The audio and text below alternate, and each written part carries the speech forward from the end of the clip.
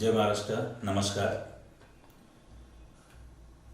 काल आम्ही पत्रकार परिषद घेऊन अकोल्याच्या नगरपंचायत संदर्भात वस्तुस्थिती मांडली आणि आज कळते की नगरपंचायतच्या मुलाखती झाल्या. आनंद वाटला, कारण सगळ्या पक्षांनी त्यांच्या मुलाखती घेतल्या होत्या आणि शिवसेनेची उमेदवारांची मुलाखत न झाल्यामुळे शिवसेनेच्या उमेदवारांमध्ये आणि तरुण वर्गामध्ये आणि शिवसैनिकांमध्ये एक संभ्रमाचं वातावरण होतं. आणि आज मुलाखती झाल्या आणि त्या मुलाखती झाल्या, आनंदात पार पाडल्या आणि त्याच्यातून नक्कीच स्वबळाचा जो नारा आहे किंवा महाविकास आघाडीचा जो नारा आहे, याच्यामधून उद्या कोणाला उमेदवारी द्यायची, महाविकास आघाडी होणार की नाही, स्वबळावर लढणार की नाही, हा प्रश्न गौण आहे. परंतु प्रत्येक प्रभागामध्ये शिवसेनेचे उमेदवारी इतके कॅन्डिडेट आहे, हा एक आज त्याच्यातून संदेश गेला. त्याच्यातून वेगळ्या पद्धतीनं उद्याची व्यूहरचना कळेल. जोपर्यंत माघारी होत नाही तोपर्यंत सगळे उमेदवार रिंगणात येतील आणि सगळ्यांमध्ये एक उत्स्फूर्त वातावरण तयार होईल आणि मग खऱ्या अर्थाने निवडणुकीला सुरुवात होईल. आज सेनेच्या उमेदवारांच्या मुलाखती बोलावल्या होत्या. तुम्ही सेनेचे प्रमुख नेते आहात, मात्र तुम्ही या मुलाखतीला उपस्थित नव्हते. नेमकी काय कारण आहे? अमोलजी, खऱ्या अर्थाने ज्यावेळेस आपण सामाजिक जीवनामध्ये काम करत असतो तशी माझी सुरुवात 2011 पासून या तालुक्यात आणि मी पहिल्यांदा जिल्हा परिषदेला लढलो आणि निवडून आलो. आपण सामाजिक काम करत असताना राजकारणामध्ये, राजकीय गोष्टीमध्ये आपल्याला मान सन्मान असावाच ह्या मताचा मी नाही. हे काम करत असताना 5 वर्ष आपला स्वतःचा व्यवसाय सांभाळून आपण काम केलं. त्यानंतर माझे काही मतभेद झाले. त्यानंतर मी पक्ष सोडायचा विचार केला आणि आपण लढलं पाहिजे, परंतु आपण जनसंपर्क आपला असल्यामुळे आपण कोणत्याही पक्षात गेलो तरी आपण निवडून येऊ, अशी एक माझी भावना होती. योगायोगाने माझ्याकडे खासदार साहेब आणि बाकीची लोक आली आणि म्हणे तुम्ही शिवसेनेत प्रवेश करा. मी शिवसेनेत प्रवेश केल्यानंतर मी प्रामाणिकपणे 5 वर्षापासून काम करतोय. माझ्या सुपत्नी निवडून आल्यानंतर या मतदारसंघाबरोबर मी तालुक्यामधील अनेक गावांमध्ये शिवसेनेची जी काही चांगली लोकांची टीम आहे त्या टीमला घेऊन आपण सामाजिक प्रश्न असेल, राजकीय प्रश्न असेल, त्याच्यावरती काम करतोय. आपण कधीच विचार केला नाही, परंतु जी जुनी जाणती टीम होती शिवसेनेची, कालही आम्ही त्याच विषयावर बोललो. काल बोलल्यानंतर त्यांनी आज अपेक्षित होतं आज मुलाखती घ्यायच्या आहे. आम्हाला विचारलं नाही तरी चालेल, आम्ही तिथं बसून फार काही वेगळं काही करणार आहे अशातला काही प्रकार नाही. आणि जे कोणी मुलाखतीला होते ते बी फार काही मुलाखती घेण्यासाठी होते, ते बी फार काही करणार असं काही नाही. परंतु एक मानासन्मानाचा प्रश्न असतो आणि त्या मानासन्मानाने त्यांनी बोलवणं अपेक्षित असताना आम्ही काल आमची खतखत, ह्या तळमळ, ह्या नगरपंचायतीमध्ये आमच्या सगळ्या प्रभागामध्ये ताकद चांगली आहे, ती आजमावण्याचा प्रयत्न आमच्या उमेदवारांच्या माध्यमातून होईल म्हणून आम्ही व्यक्त केली. मग आज त्यांनी मुलाखती लावल्यानंतर बोलवणं, तालुका प्रमुख म्हणून बोलवणं किंवा प्रमुख म्हणून बोलवणं ही त्यांची जबाबदारी असताना त्यांनी बोलवलं नाही तरी आम्हाला त्याच्यात वाईट नाही वाटणार. त्यांनी प्रामाणिकपणे ज्या ज्या उमेदवारांना उमेदवारी द्यायची ती प्रामाणिकपणे दिली पाहिजे. त्यांना निवडून आणण्यासाठी प्रयत्न केले पाहिजे आणि म्हणून ती त्यांची जबाबदारी आहे. एक वेळेस आम्हाला अपमानाने वागवून दिली तरी चालेल, परंतु तोंडी आलेली निवडणूक ही अत्यंत चांगल्या पद्धतीने त्यांनी लढावं हीच त्यांना शुभेच्छा आमच्या. म्हणजे तालुका प्रमुख असेल, बाकीची बी आज तिथे पोलीस उपनिरीक्षक मधुकर तळपडे साहेब ते पण आहे, त्यांना बी चांगला अनुभव आहे. त्यांनी दोघांनी 2 निवडणुका बरोबर लढलेल्या आहेत आणि त्यावेळेस तिकीट देण्यासाठी तेच त्यांच्या बरोबर होते. त्यामुळं त्यांनी दोघांना चांगला अनुभव आहे विधानसभेचा.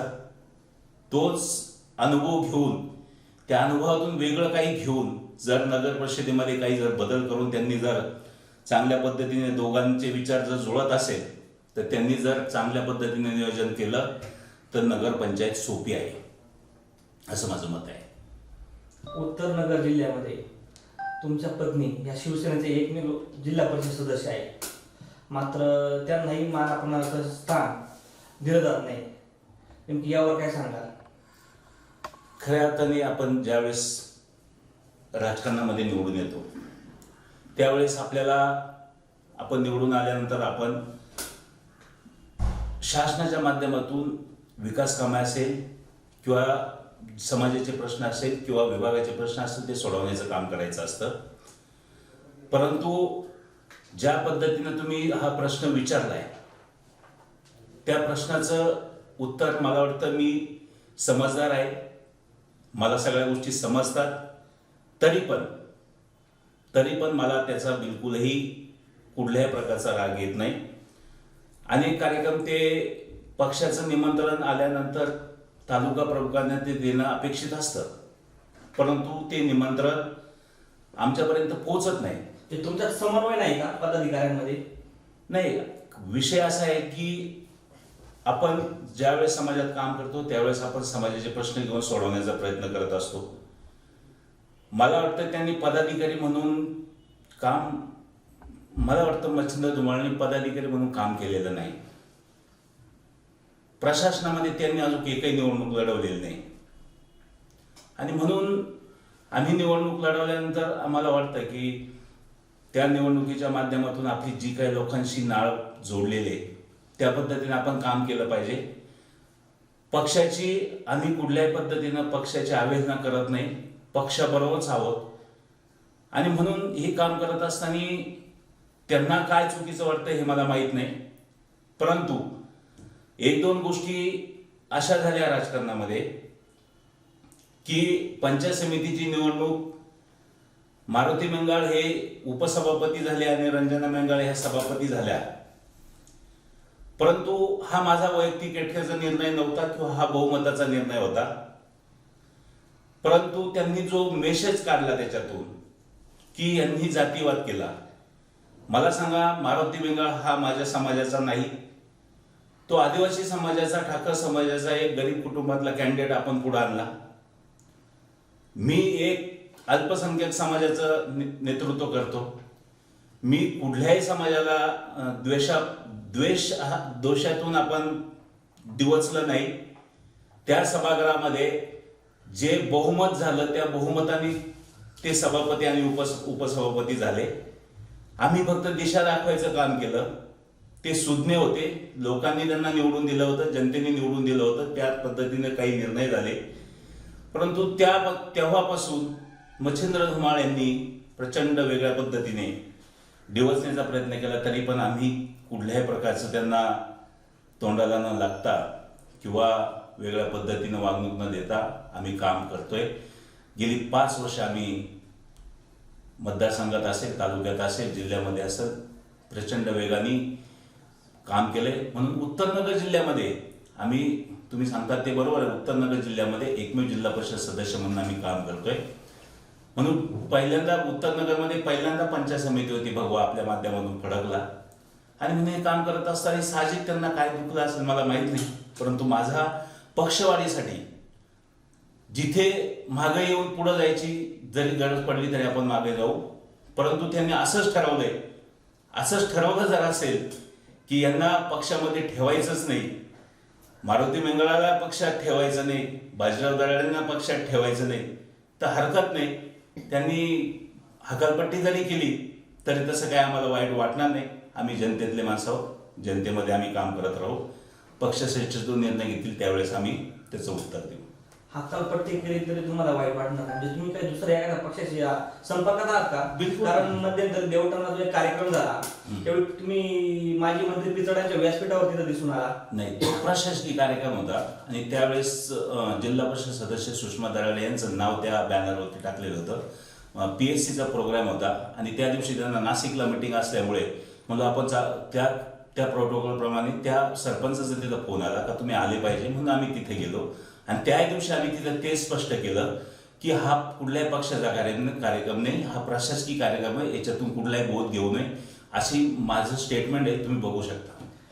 सन 2009 आणि 2014 मध्ये शिवसेनेच्या तिकिटावर माजी पोलीस अधीक्षक मधुकरराव तळपडे यांनी उमेदवारी केली. मात्र गेल्या काही दिवसांपासून ते आढळा खोऱ्यात सक्रिय होताना दिसतात. काय जिल्हा परिषदेची तयारी करू राहील अशी सुप्त चर्चा आहे. तुम्हाला काय वाटतं नेमकी? मला वाटतंय 2 वेळेस ह्या तालुक्यातल्या जनतेने त्यांना चांगल्या पद्धतीनं कौल दिला. एकदम निवडून येण्याच्या उंबरठ्यावर येऊन ते थांबलेले होते. मला वाटतं पहिली निवडणूक जी झाली त्यावेळेस ते थोड्या मताने ते पराभूत झाले. खऱ्या अर्थाने पत्रकार साहेब त्याच वेळेस त्यांनी ज्यावेळेस समाजसेवेचं व्रत घेतलं होतं, ह्या तालुक्यामध्ये जर खरंच 5 वर्ष ते थांबले असते ती ह्या जनतेने सहानुभूतीनं त्यांना पुढच्या निवडणुकीमध्ये म्हणजे साधारण 2014 त्यांना 100% यश दिलं असतं. परंतु ते निवडून गेल्यानंतर त्यांच्या काही आर्थिक अडचणीमुळे असेल किंवा काही अडचणीमुळे ते परत ह्या तालुक्याकडं भ्रमनिराश होऊन ते आले नाही. ह्याच्यामध्ये जनतेचा काही दोष नाही. आणि तोपर्यंत मी त्यांच्या दोन्ही निवडणुकीला त्यांच्याबरोबर नव्हतो. पहिल्या वेळेस मी राष्ट्रवादी बरोबर होतो, पिचड साहेबांबरोबर होतो. दुसऱ्या निवडणुकीला मी त्यांच्याबरोबर नव्हतो. परंतु ते असे म्हणायचे माझी ज्या वेळेस त्यांच्याशी मिटिंग झाली नंतर की माझा प्रचंड मोठा थोडक्यात माझा घातपात केला आणि माझ्याबरोबर फार मोठा अन्याय झाला किंवा माझी लुटमार झाली. तर त्यावेळेस ते जी नावं घ्यायची ती नावं मी इथे घेऊ इच्छित नाही. कोणी लुटमार घ्या नाव नाही, ते नावं त्यांना माहिती आहे. आज ह्या प्रतिक्रिया ऐकून खाली कमेंट्स येतील की तळपडे साहेबांची पराभूत होण्याची कारणं आणि कुणी पराभूत होण्यात त्याच्यात साक्षीदार आहे किंवा कोण कोण होते त्याच्या नावं ही मुलाखत बघितल्यानंतर त्याच्यात कमेंट्स येतील. मी घेऊ इच्छित नाही. मला त्यांच्याशी काही घेणं देणं नाही. परंतु पक्ष वाढवण्यासाठी त्याच वेळेस एकदम योग्य वेळ होती, योग्य वेळेत उमेदवार होते, परंतु त्यावेळेस पक्ष वाढला गेला नाही. आजची परिस्थिती जर बघितली 2019ला तर आमचं इथे ज्यावेळेस युती झाली त्यावेळेस आमचं तिकीट सुद्धा गेलं. म्हणजे भाजपने आमचा हा मतदारसंघ कब्जा केला. सेनेसाठी मतदारसंघ सुद्धा सोडला नाही. म्हणजे 2019ची परिस्थिती आणि आजची परिस्थिती हे जर बघितलं तर फार गंभीर आहे.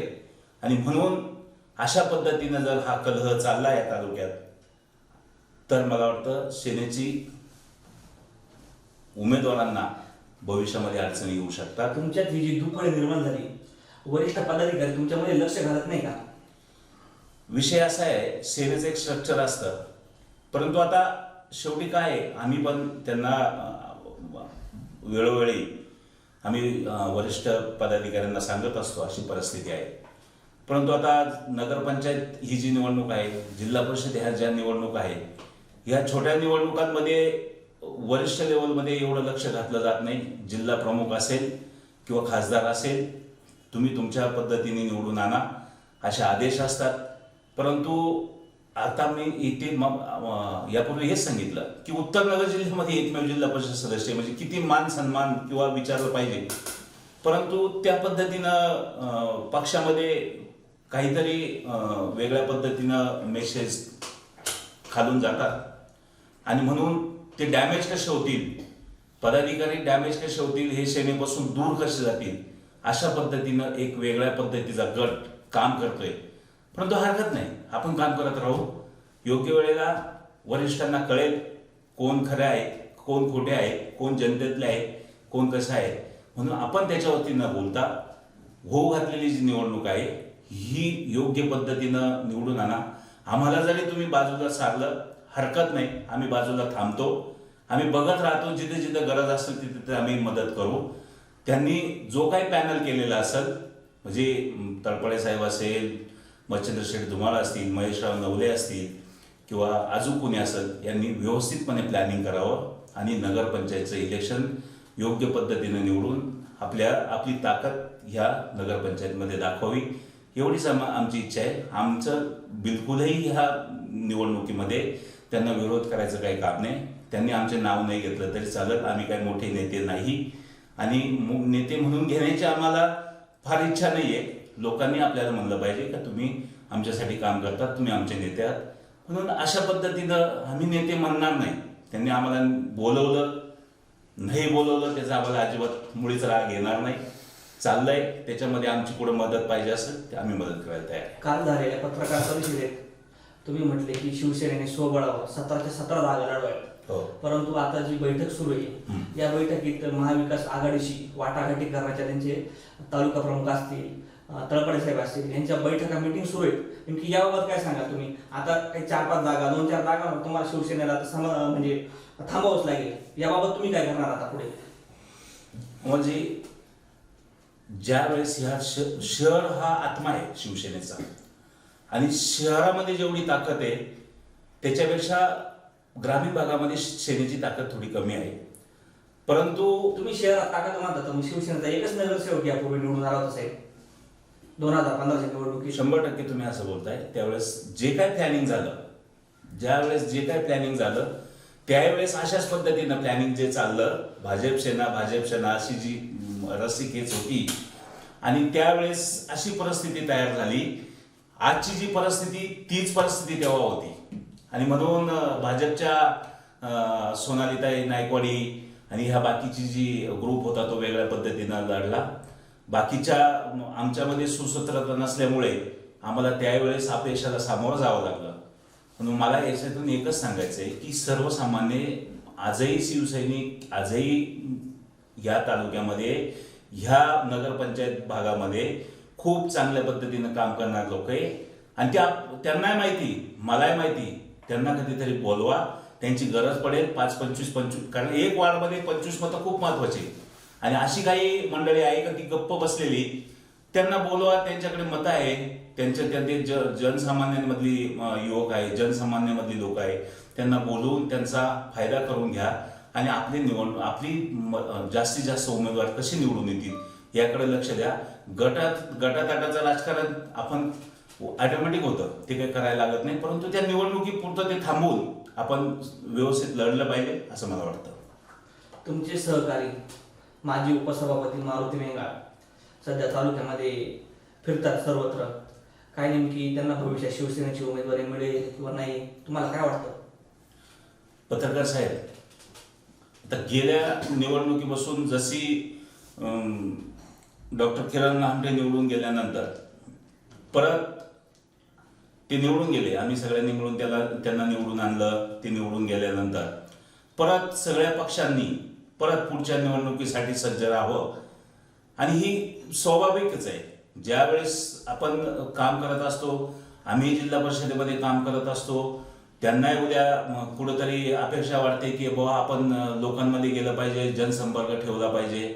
साहजिक आहे, उद्या जनसंपर्क ठेवला पाहिजे त्यांनी आणि जनसंपर्कामधून जर सर्वसामान्यांचे काही प्रश्न ते सोडवत असेल तर नक्कीच मला वाटतं का लोकांनी ते लोक जर त्यांना बोलवत असेल आणि लोक जर त्यांच्यापाशी काही त्यांचे प्रश्न मांडत असेल त्याच्या माध्यमातून त्यांचा जर जनसंपर्क वाढत असेल तर हरकत नाही. कारण आपला तालुका एवढा दराखोऱ्यात विखुरलेला आहे की त्या गरीब जनतेचे प्रश्न सोडवताना त्या लोकांना आज प्रशासन दाद देत नसेल तर तिथं मारुती मेंगळांनी काय अजून 4 जणांनी जाऊन जर काम केलं तर हरकत नाही.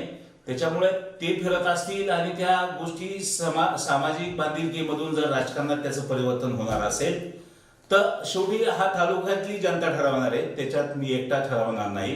परंतु ज्या ज्या गोष्टीची त्यांना गरज पडेल त्यासाठी आम्ही त्यांच्या मागे खंबीर उभे आहोत.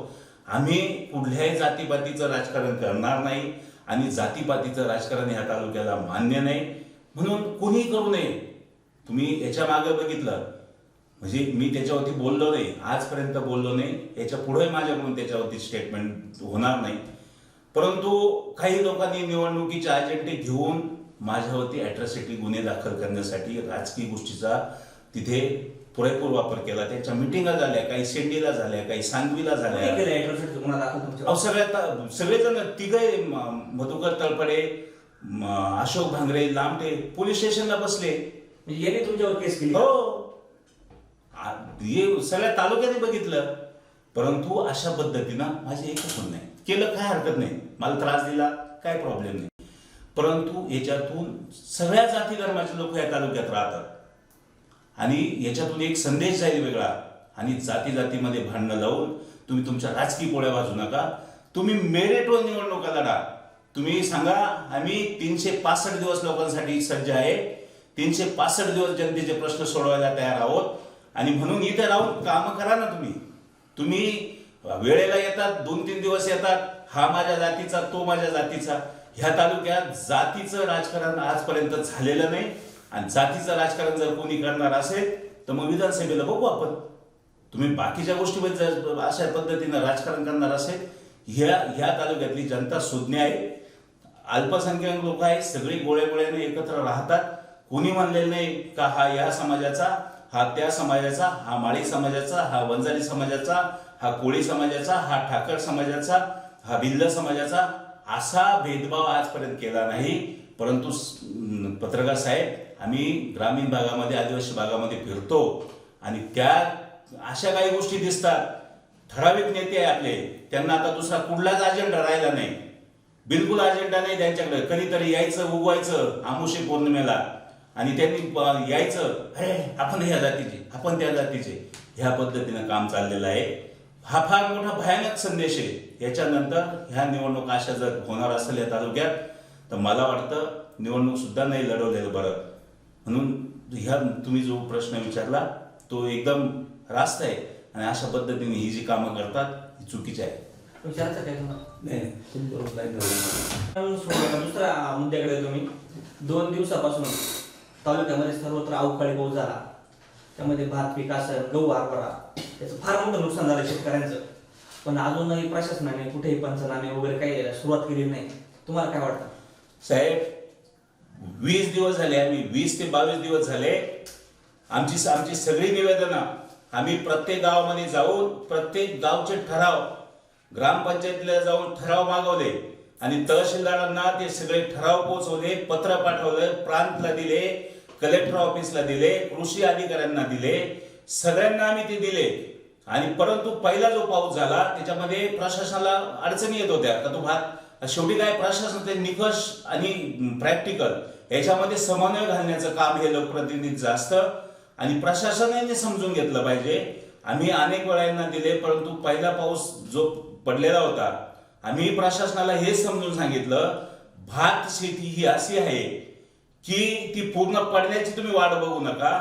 एक पाऊस जरी पडला तरी भात खळून जातो आणि तुमचे पंचनामे होतील 8 दिवसांनी 15 दिवसांनी आदेश येतील.